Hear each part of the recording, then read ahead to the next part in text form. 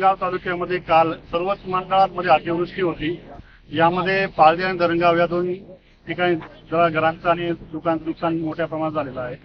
तर या दोन्ही ठिकाणी पंचनामे करण्यासाठी बीडीओ साहेब आणि पीओ साहेब आणि त्यांची पूर्ण टीम यांना सूचना देण्यात आलेल्या आहेत। तसंच ग्रामीण भागात ज्या ठिकाणी नुकसान झालंय त्याची पाहणी करण्याचे आदेश पालकमंत्री महोदयांनी यापूर्वीच आम्हाला सकाळी त्या अनुषंगाने सर्व ग्रामीण भागामध्ये तलाठी, मंडळाधिकारी, नायब तहसीलदार आणि मी स्वतः त्या ठिकाणी याची पाहणी करत आहे।